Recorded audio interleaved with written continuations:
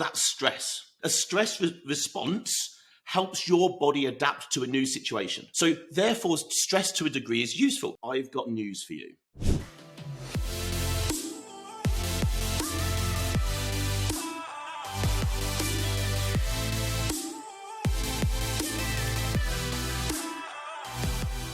So, Alphas, welcome back to the show. My name's Naylor, CEO and founder of Naylor Body Design and host of your Optimal Alpha podcast. What is stress? So stress, first of all, is a normal human reaction that happens to everybody. No one has no stress. I don't think you can live without what we would call a degree of stress. In fact, the human body is designed to experience stress and react to it. It's part of day-to-day for us. When you experience changes or challenges, your body produces physical and mental responses. That's stress. A stress response helps your body adapt to a new situation. So therefore, stress to a degree is useful. Stress can be positive. It keeps us alert.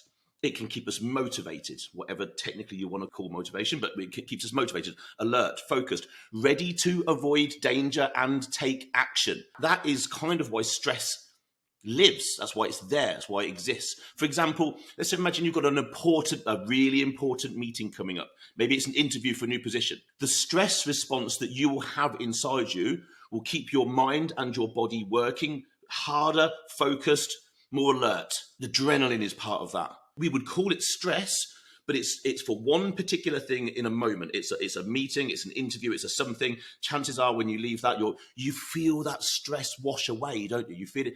Oh, you breathe, you relax, the thing's over. So that's where stress can be. It is useful.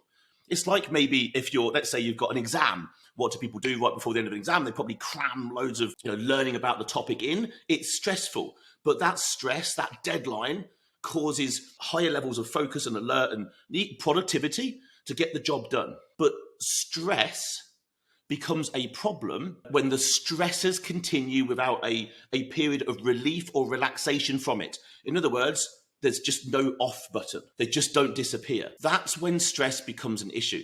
The problem is when a person has long-term, so we would call that chronic stress, in other words, continued activation of the stress response, it causes wear and tear on the body. So if we're sympathetically toned most of the time, it causes wear and tear. Psychologically, emotionally, physically, it is reducing lifespan. I think that's fair to say. We've all heard the phrase stress is a killer. This is kind of where it comes from. So it's reducing lifespan and most certainly quality of life while we're living. And then what happens is physical, emotional, behavioral symptoms will start to develop. Here's a bunch. Let's see if you've either seen these in someone else or maybe you've seen these in yourself. So physical symptoms of stress, aches and pains, chest pain, difficulty in physically breathing or getting enough air in and a feeling that your heart is racing, exhaustion, trouble sleeping, switching off at the end of the day, maybe even headaches, dizziness, shaking, certainly high blood pressure, muscle tension, jaw clenching, grinding of teeth even. Maybe that's something you do in your sleep, you don't even realize it. Certainly also stomach and digestive issues, because where are we? We're on the opposite end to rest and digest. So a lot of people, when they're stressed, generally people are very different. Some people eat when they're stressed. Some people lose their hunger and their ability to eat. There's obviously no wrong or right there. It's just very different for different people. Some people stress eat, and obviously that can cause a problem. That would nearly come sort of down the road of emotional eating, though, I think. I would certainly say if it's outright stress responses from a sympathetic tone, most people would lose their appetites because their body's just telling them, don't eat, because I can't do anything with it. I'm not going to go through the process of digesting and assimilating and absorbing this food. So we're going to take away your desire for food. Alphas, I interrupt this show with a simple message. This show is here to benefit you and your progression to the best version of yourself. But not only just you, it's also here to benefit the people around you, your loved ones, your friends, other alphas in your vicinity. So why not do a really cool thing today? Something that I would thank you for and maybe someone else would. Share this podcast with at least one other alpha out there who you know would benefit from it. Why not share the information, share the ability for someone else to grow? I'm sure they would thank you. I 100% would absolutely thank you. This podcast only grows by our listeners, our followers doing amazing things like giving us 5-star reviews, downloading podcasts, subscribing, and then of course sharing it with other people. I thank you from the bottom of my heart. Share it with one person, and of course drop us a 5-star review, download the podcast, and of course subscribe. And now back to the show. Maybe also a lost libido, a weak immune system. These are there's more, right? I can imagine there's many more, but there were just some that came to my mind. These are physical symptoms of stress. Then you can get even emotional and mental symptoms of stress. So anxiety, which is a feeling of nearly literally being out of control of a situation. It's also that feeling of worry and concern for some sort of danger or something in the future that you feel out of control of. Stress and anxiety fall somewhere between those sorts of things, right? It's like a feeling of impending doom. Now, at some point, I would say that all of us have had that feeling, whatever that might be. Something is going to happen. It's bad. It could cause something bad to us or someone else, and there's nothing we can do about it. That will cause stress, and that normally then elevates into anxiety. Irritability. I think that probably is me. I can become quite irritable. I think that's probably one of the things I think I notice in myself. Sharp and short with maybe how I am with the people around me. Depression, stress, I think can lead to depression with some people. Maybe even panic attacks. I don't think to my knowledge, I don't think I've ever technically had a panic attack, but I certainly know people that have, and it's horrific. I've seen it happen to people. I'm sure many of you have too, and it's horrible to watch. I can't imagine how out of control and the levels of anxiety that someone feels when they technically go through a panic attack, but it's coming out of somewhere from a stress response. Maybe even sadness. Stress is a weight on shoulders, isn't it? In fact, we all now know that's something to be true, isn't it? You know, when something is lifted from your shoulders, it literally feels. When a stress is taken away from you, stress seems to disappear and you literally feel it come off your shoulders. I think it's fair to say often people who deal or are living with chronic stress, so it's ongoing, too often tend to manage it in unhealthy behaviors. This is normally what people do first before they do the things I'm about to guide you through. So quite often people turn to alcohol quite a bit. Alcohol is a sedative and generally speaking, it's numbing to stress.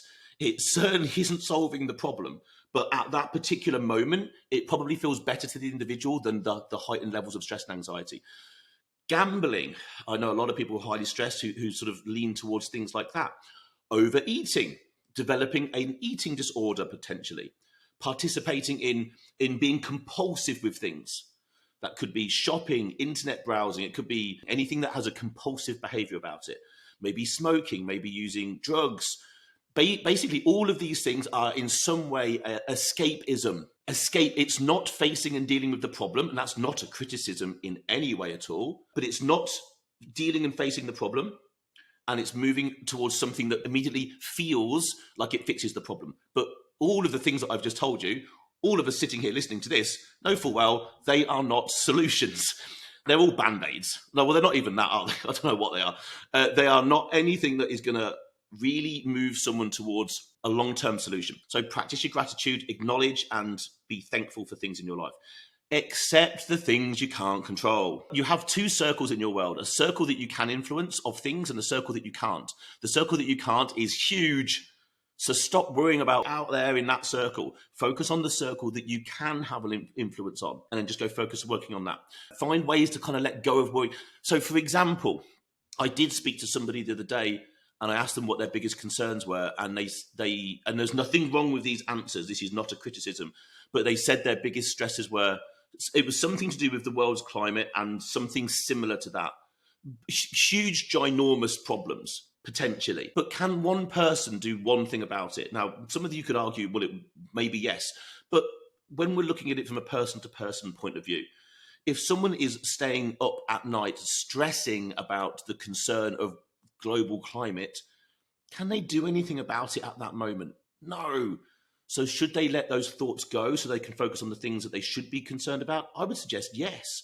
I'm not saying then don't have a concern about global climate, but it shouldn't be keeping you up at night, really, because it's not in your circle of influence. Learn to say no. You'll find the more you get to say no, the easier your life will become. Learn to say no to additional responsibilities when you're already busy and stressed. That's really challenging. It's definitely something I've got better at recently. And it kind of feels odd to do it, but the more you say no and push back things to team members or things you just don't want to do, opportunities that come to you that you really shouldn't get involved in, focus on the things that are most important that, again, are in your circle of influence. Stay connected to people that keep you calm. Remove people that don't. Okay? Pretty simple. People that make you happy, that provide emotional support, help with practical things, friends, family members, neighbors. That these people can be good listeners, and a problem shared is a problem halved. So whatever you're walking around and carrying around on your shoulders, sometimes just having somebody listen, genuinely listen, can make a massive difference, because stress can also feel quite isolating. I know a lot of entrepreneurs and business owners who essentially work and live on their own. And sometimes if something's not going well, it feels like their world's imploding on them. They've got no one to really talk to. Find somebody. Create the structure around you of people, real world people. I mean, real world people. They need to be there, physical, not just online, although that could be useful, but people actually around you who you can sit and look at and, hey, look, man, I need to share something with you. Look, I've got some stuff going on. There's nothing wrong with doing that. Everybody's going to go through these things at some point or another. So don't be ashamed or opening up and telling another human being what you're struggling with. It's far better doing that than struggling on your own. I hope it's been of use. I hope there's some things in here that you're like, okay, cool. Some of this stuff sounds like me, and yeah, maybe I've been struggling, and maybe it's time not to struggle anymore. There you go. Thanks so much for hanging around. I will be back again for another one of these. In the meantime, of course, if you want to reach out, if these are things you are struggling with, these are genuinely things, given who we work with on a daily basis, all the problems that I've just described to you there are things that we deal with daily with people.